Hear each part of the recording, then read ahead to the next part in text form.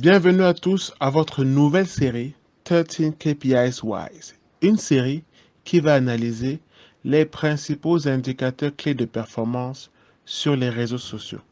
On va à travers 13 épisodes voir comment ces KPIs vous donnent du succès ou alors vous font une mauvaise e-reputation sur les plateformes en ligne.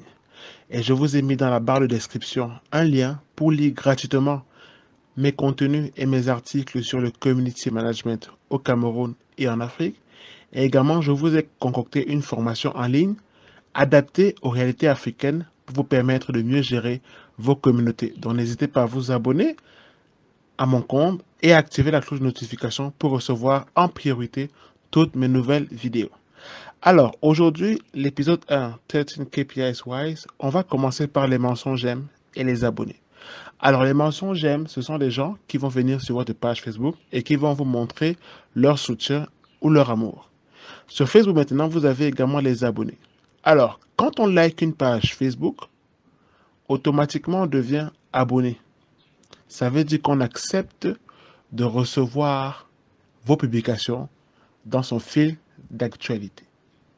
Je peux également venir sur une page Facebook et je clique juste sur s'abonner. En fait, je ne vous montre pas mon support, ni mon amour. Je veux juste avoir vos publications dans mon fil d'actualité. Toutefois, vous avez des gens qui vont liker votre page, automatiquement ils vont devenir abonnés, mais qui vont après se désabonner et ils vont rester fans. C'est possible. Mais malheureusement, ce sont des faux fans. Pourquoi? Parce que ces fans ne verront jamais vos contenus dans leur feed ou alors ils pourront voir vos contenus, mais il faudrait pour cela qu'ils viennent sur votre page Facebook pour regarder vos publications. Donc, il y a un certain ratio que j'ai mis en place qui s'appelle j'aime et abonnés. Quand sur une page Facebook, vous avez plus de fans que d'abonnés, c'est un mauvais indicateur parce qu'il y a parmi ces fans-là, ou ce surplus de fans, il y a des gens qui ne sont pas abonnés à votre page. En revanche, quand vous avez plus d'abonnés que de fans, c'est un très bon indicateur. Ça veut dire qu'il y a des gens qui, malgré le fait qu'ils ne vous montrent pas leur amour, honnêtement, ils regardent tout ce que vous publiez. Et pour moi, c'est un très bon indicateur. Donc, lorsque vous allez au fur et à mesure gérer vos communautés, que ce soit même sur Twitter, Instagram, LinkedIn, vous allez voir la courbe de progression. Vous pouvez savoir sur telle semaine ou sur tel mois comment s'est comportée votre communauté. Est-ce qu'elle a grandi en termes d'abonnés ou est-ce qu'elle a régressé? Parce qu'il faut savoir également lorsque vous avez un coût en termes de baisse du nombre d'abonnés, il faut savoir qu'est-ce que vous avez publié ce jour-là ou cette semaine-là qui a provoqué des désabonnements. Parce que c'est important de comprendre surtout ça. En plus, il faut comprendre déjà pourquoi est-ce qu'on a eu un pic de fans.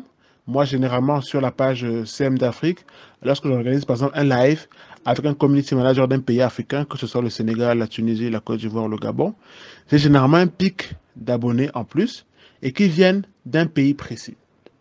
En revanche, vous pouvez aussi avoir un jour où il y a peut-être 3 ou 4 désabonnements sur votre page Facebook. Il faut se demander, la publication que j'ai commise aujourd'hui ou la thématique, est-ce qu'elle n'a pas plu aux gens? Et regarder sur la durée ou sur l'ancienneté, est-ce que cette publication, cette thématique n'a pas forcément un bon succès auprès de ma communauté?